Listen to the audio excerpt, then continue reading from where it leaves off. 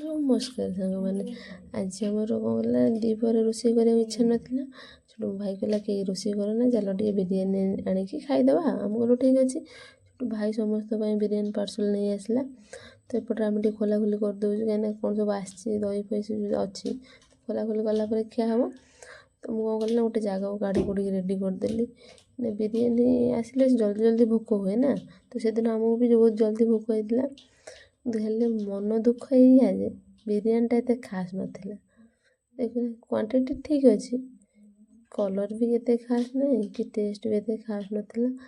ଯେହେତୁ ରୋଷେଇ ହେଇନଥିଲା ଖାଇଦେଲୁ ଆଉ। ମନ ବୁଝିବା ପାଇଁ ଯଦି ବିରିୟାନୀ ତା ନାଁଟା ସେ ଯେମିତି ହେଲେ ବି ପେଟକୁ ପଳେଇବ, ସେମିତି ପଳେଇଲା। ତ ଆମେ ଖାଇ ଖୁଇ ଦେଇଥିଲୁ। ତାପରେ ଏଠି ବାପା ଘରେ ସମସ୍ତେ ଖାଇଥିଲେ। ତାପରେ ଆମେ ଖାଇଦେଇକି ତୁମେ ଦହି ପୂର୍ବ ଭିଡ଼ିଓରେ ଯେମିତି ଦେଖେଇଥିଲି ଦହିଟା ବନେଇଥିଲି, ସେ ଦହି ଟିକେ ଥିଲା, ମିଠା ଦହି। ତାକୁ ଆମେ ଏଠି ମିଶିକି ଖାଇ ଦେଇଥିଲୁ 4ଟା ବେଳେ। ମାନେ ଖାଇସାରିଲା ପରେ ଟିକେ ଦହି ଖାଇବା ପାଇଁ ଭଲ ଲାଗେ ନା, ମିଠା ଦହି। ତ ଆମେ ମିଠା ଦହି ଖାଇଥିଲୁ। ଦେଖ ମିଠା ଦହିଟା ଭଲସେ ହେଇଛି, କିନ୍ତୁ ମୋତେ ଫିଲ୍ ହେଉଛି ଯେ ଆହୁରି କିଛି ଟିକେ ଭଲସେ ହେଇଥାନ୍ତା। ତ ଯାହା ବି ହଉ ଟେଷ୍ଟ ଥିଲା। ତ ତାପରେ ଜେଜେମା ଆଈ ଆଉ ନାତି ତାଙ୍କର ମିଶିକି ଏଠି ଖେଳୁଛନ୍ତି। ମୁଁ ରହିଲି, ବାଏ, ଜୟ ଜଗନ୍ନାଥ।